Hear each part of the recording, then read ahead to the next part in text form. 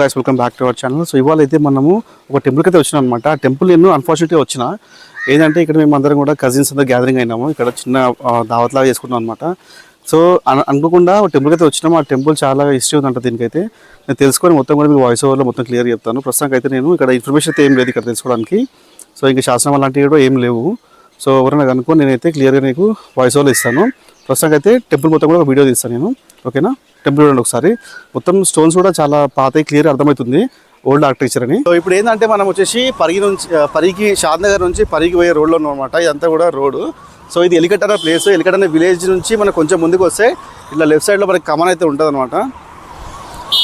ఇది చూపి కమాన్ అయితే ఉంటుంది, అమ్మవారిది కమాన్ ఉంటుంది. ఇక్కడ నుంచి లోపలికి అయితే పోవాల్సి ఉంటుంది. భవానీ టెంపుల్ పేరు ఏదన్నా? భవానమ్మ టెంపుల్ అంటే ఎవరన్నా చెప్తారు మీకు.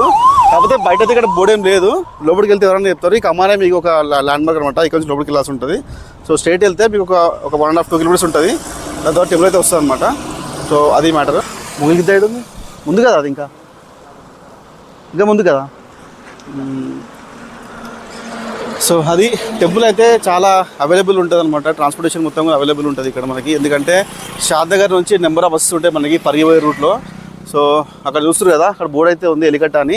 సో అక్కడ నుంచి మనం ముందుకు వెళ్తే విలేజ్కి వెళ్తాము. అంటే ఎలికట్ట విలేజ్ ఉంటుంది కదా, విలేజ్ లోపలికి వెళ్తాము. సో ఇది రోడ్ కొత్తగా ఉంది అనుకుంటా, కమాను. సో చూస్తారు కదా, అక్కడ బోర్డు అయితే ఉంది మనకి, అంబా భవానీ దేవస్థానం అని. సో చూడండి ఇక్కడ టెంపుల్ అయితే ఉంది కదా, ఫారూక్ నగర్ మండలం అంట, రంగారెడ్డి డిస్టిక్, ఎలికట్ట గ్రామము. ఇక్కడ బోర్డు అయితే కనిపిస్తుంది మీకు, కానీ దూరం నుంచి అంత కనిపించదు. బట్ కమాన్ అయితే మెయిన్ ల్యాండ్ మార్క్. సో ఇదే రోడ్ అనమాట. ఇక్కడ నుంచి పరిగి పోవచ్చు. ఇది షాద్నగర్ అనమాట. షాద్నగర్ నుంచి పరిగి రోడ్ మధ్యలో ఈ కమాన్ అయితే ఉంటుంది. దీని లోపల నుంచి అయితే లోపలికి వెళ్ళాల్సి ఉంటుంది. సో చూస్తారు కదా, ఇలాంటి బస్సులు అయితే మనకి షాద్నగర్ నుంచి అయితే పరిగికి నెంబర్ ఆఫ్ బస్సెస్ ఉంటాయి, చాలా వరకు ఉంటాయి. ఇక్కడ బస్ స్టాప్ అయితే ఉంది. అంటే ఇక్కడ ఏం ల్యాండ్ మార్క్ ఉంటుంది బస్ స్టాప్ లాగా. బట్ ఇక్కడైతే బస్ దిగొచ్చు. బస్ దిగేసిన తర్వాత ఇక్కడ లోపలికి నడుచుకుంటూ వెళ్ళాల్సి ఉంటుంది. ఓన్ వెహికల్ ఉంటే ఇంకా ఈజీ రావడానికి. సో యాక్చువల్లీ అంతా కూడా టెంపుల్ ఇన్ఫర్మేషన్ కదా. నెక్స్ట్ ఫన్ పార్ట్ తర్వాత స్టార్ట్ అవుతుంది. ఎందుకంటే ఇక్కడ మెయిన్ వచ్చేసింది, చెప్పినా కదా మీకు ఆల్రెడీ, కజిన్స్తో దావత్ అని చెప్పేసి దావత్తో వచ్చిన. అన్ఫార్చునేట్గా ఈ టెంపుల్ గురించి మాకు తెలిసిందనమాట, చాలా ఓల్డెస్ట్ టెంపుల్ అని. సో గుడికి పోయే దారి అయితే ఇట్లా ఉంటుంది, సింగిల్ రోడ్ అనమాట. రోడ్ అయితే బాగానే ఉంది. సో మొత్తం కూడా మనకి చుట్టుపక్కల మొత్తం పొలాలు అవి ఉంటాయి. ఇదంతా కూడా ఖాళీ ప్లేస్, ప్లాటింగ్ అది చేసిండ్రు ప్రస్తుతానికి అయితే. కొంచెం ముందుకు వచ్చిన తర్వాత టెంపుల్కి ముందైతే ఇక్కడ మనకి బోర్డు ఉంటుంది, అంబా భవానీ దేవస్థానం అని. సో అటు నుంచి ఆల్మోస్ట్ మనం టెంపుల్ రీచ్ అయిపోయాం ఇప్పుడు. కనిపిస్తుంది కదా, అదే గుడి గురించి ఇవన్నీ డీటెయిల్గా ముందు వీడియో తెలుసుకుందాం. వీడియో మాత్రం ఎండ్ కూడా చూడండి, అసలు స్కిప్ చేయకండి. ఓకేనా?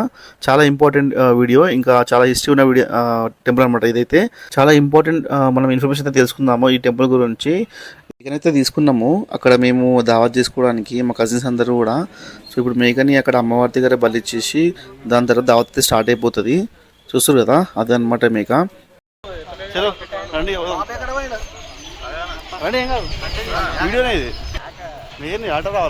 ఆ మేకకి ఫస్ట్ వాటర్ రాపిస్తారు, దాని తర్వాత జలకియాలంట. జలకిస్తే దాని తర్వాతనే అమ్మవారికి బలి ఇవ్వాలి. సో జలకి చేసింది ఇప్పుడైతే ఆట కూసేసి. సో ఇదే అనమాట టెంపుల్. చూస్తుంది కదా, ఇక్కడ దీపం పెడతారంట. సో అది దాని స్పెషాలిటీ. అదేందో కూడా కరెక్ట్ తెలుసుకుందాం మనము. సో అదే మా షెడ్ అనమాట, అక్కడ మేము దావా చేసుకుంటాం ఇప్పుడు. సో మా కజిన్స్ అందరూ కూడా వచ్చారు, అక్కడ మొత్తం ఆట కట్ చేపిస్తున్నారు. ఈ టెంపుల్ పేరు శ్రీ అంబా భవానీ టెంపుల్ అని అంటారు. ఇది షాద్నగర్కి దగ్గరలో ఎలికట్ అనే ప్లేస్ దగ్గర అయితే ఉంటుంది. ఎలికట్ అనే విలేజ్కి కొంచెం లోపలికి వెళ్తే ఆ టెంపుల్ అయితే వస్తుంది అనమాట.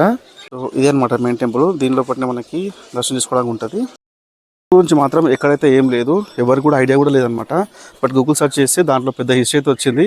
అది మొత్తం చెప్పాలంటే కష్టం కాబట్టి తర్వాత నేను మొత్తం ట్రాన్స్లేట్ చేసి చెప్తాను. ఈ గుడిలో పార్వతీదేవి ఇంకా వినాయకుడు, కుమారస్వామి వాళ్ళని దర్శించుకోవచ్చు మనం అయితే.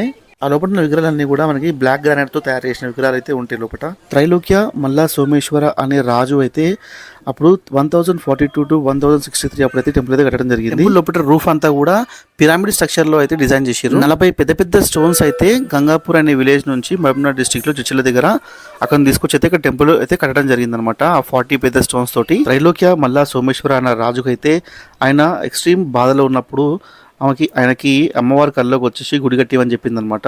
సో అప్పుడైతే రాజు గుడి కట్టడం జరిగింది. దాని తర్వాత ఆ రాజు చాలా హ్యాపీగా ఉండే అనమాట. ఇక్కడ చూస్తారు కదా, పిల్లర్స్ మొత్తం కూడా అంత మాయిశ్చర్ లాగా అంత షైనింగ్ వస్తాయి అనమాట. సో ముట్టుకొని చూస్తే అసలు చేయకైతే ఏమంటదు, మొత్తం డ్రై ఉంటుంది. ఈ పిల్లర్స్ అన్నీ కూడా చాలా డిఫరెంట్గా ఉన్నాయి. ఆర్కిటెక్చర్ మాత్రం చాలా బాగుంది. 19th సెంచరీలో నిజాం రూల్ చేసేటప్పుడు ఈ టెంపుల్ పైన అయితే మినార్స్ కట్టాలని అనుకున్నాను అనమాట. ఎందుకంటే దీన్ని మాస్గా మార్చాలని. బట్ తర్వాత అయితే పిటిషన్ వేయడం జరిగింది. 1899లో కేసు అయితే ఫైల్ చేసిర్రు. సో అగ్నేస్ట్ అది నిజాం రూల్ ఎప్పుడైతే మనకి మాస్గా మార్చాలనుకున్నారో దాని తర్వాత 1913లో అయితే వడ్డీట్ అయితే టెంపుల్కి ఫేవర్ వచ్చింది. ఇక్కడ చూస్తారు కదా, ఆ రెండిట్లో అప్పట్లో దాంట్లో వండి అమ్మవారికి నైవేద్యం పెట్టేవాళ్ళంట. సో ఆ రెండు కూడా కుండలా ఉంటాయి ఇక్కడ. సో యాక్చువల్లీ ఈ టెంపుల్ అయితే ఎవరు తెలియదు అనమాట, చాలా లోపలికి అయితే ఉంటుంది.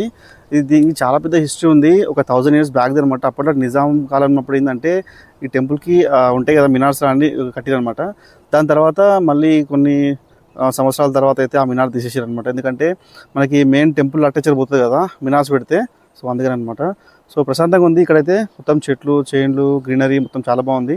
అసలు ట్రాఫిక్ లేదు, పొల్యూషన్ లేదు, నాయిస్ లేదు. ఈ టెంపుల్ చూడగానే అనిపించింది, ఎందుకంటే ఇంత ఓల్డెస్ట్ టెంపుల్, ఇంత డెవలప్మెంట్ అంటే టెంపుల్ అయితే బాగానే ఉంది. బట్ ఏంటంటే అంత పాపులర్ కాలేదు.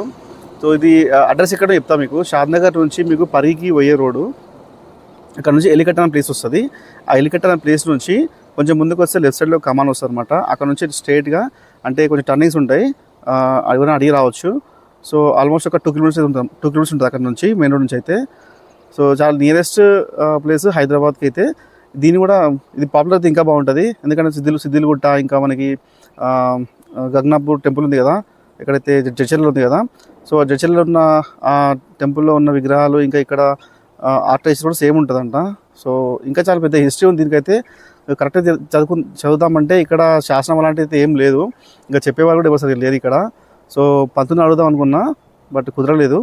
చూద్దాం, వీలైతే పంతులు కూడా కనుక్కుందాం మనం, టెంపుల్ హిస్టరీ ఏందో అంతా కూడా. ఇక్కడ చూడండి, ఎక్కడ చూసినా కానీ మొత్తం గ్రీనరీ అనమాట. చాలా ప్రశాంతంగా ఉంటుంది. సో సిటీకి దూరంగా, ప్రశాంతంగా, పొల్యూషన్కి దూరంగా ఉండాలంటే సో ఇక్కడ టెంపుల్ అయితే రావచ్చు. ఇది ఒక వీకెండ్ డెస్టినేషన్ అని చెప్పొచ్చు అనమాట. పడుతుంది కాబట్టి ఇంకా గ్రీనరీ చాలా ఎక్కువ ఉంటుంది. సో అందుకని కూడా వ్యూస్ చాలా బాగా అనిపిస్తాయి. సో వచ్చే రోడ్ కూడా చాలా బాగుంది, ఇంత కూడా డ్యామేజ్ లేదు. ఇకపోతే మా దావత్ స్టార్ట్ అయిపోయింది. ఇక్కడ చూస్తారు కదా, యాటైతే కట్ అయిపోయింది. ఇప్పుడైతే తలకాయ కాలుస్తున్నారు. పక్కన ఏమో మటన్ రెడీ అవుతుంది. సో ఇదే మా షెడ్ అనమాట. ఇక్కడ మీ పక్కన టెంట్ హౌస్ ఉంటుంది. అక్కడ మీకు టెంట్ హౌస్ సామాన్ ఇవ్వాలంటే కొనుక్కోవచ్చు. టెంపుల్ పక్కనే ఉంటుంది అనమాట.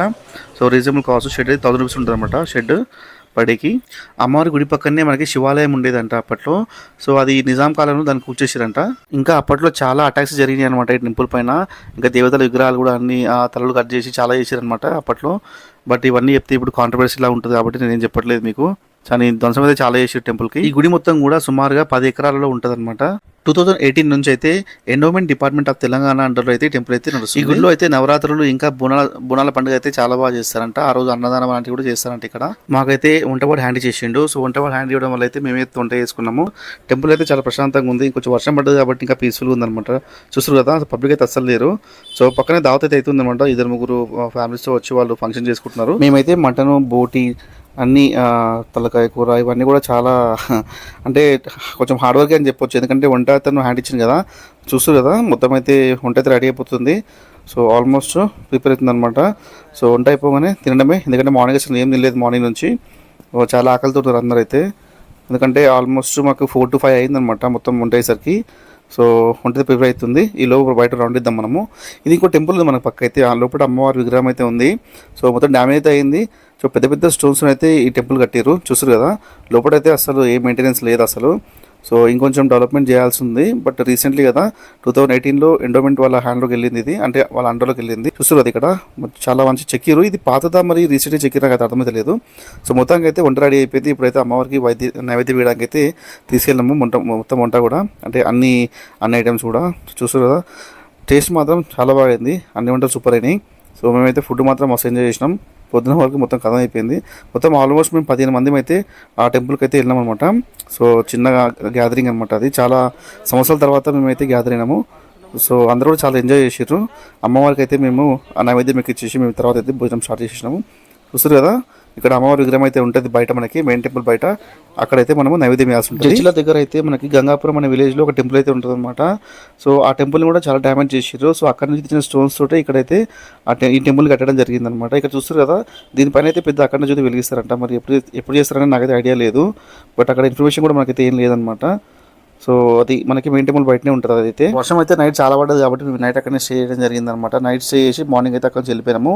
నార్మల్ దగ్గర నైట్ స్టే చేయడానికి ఉండదు, కాకపోతే ఏంటంటే మేము పబ్లిక్ ఎవరు లేదు కాబట్టి ఇంకా నైట్ మేము స్టే చేయాల్సి వచ్చింది వర్షం పడడం వల్ల. ఇదంతా కూడా పైన కనిపించే విగ్రహాలన్నీ కూడా మనం తర్వాత కట్టిరనమాట. అప్పట్లో నిజాం రూల్ చేసినప్పుడు మొత్తం డ్యామేజ్ చెప్పిన డ్యామేజ్ చేసిరని. సో దాని తర్వాత అయితే మొత్తం ధ్వంసం అయిపోయింది, పైన మొత్తం అంత పిల్లర్స్ మాత్రం మిగిలింది అనమాట. దాని తర్వాత గోపురం ఇవన్నీ కూడా చాలా బాగా కట్టారు. చూస్తారు ఎంత బాగుంది ఆర్కిటెక్చర్ అయితే, చాలా నీట్గా అయితే ఉందన్నమాట. క్లియర్గా నీట్గా మంచిగా అయితే చేసిర్రు గోపురం అంతా. ఇదంతా మెయిన్ గోపురం అనమాట. ఇదే వీడియోలో నెక్స్ట్ వీడియోలో వచ్చేసి మనం షాద్నగర్లో ఉన్న వెంకటేశ్వర స్వామి టెంపుల్ చూద్దాము.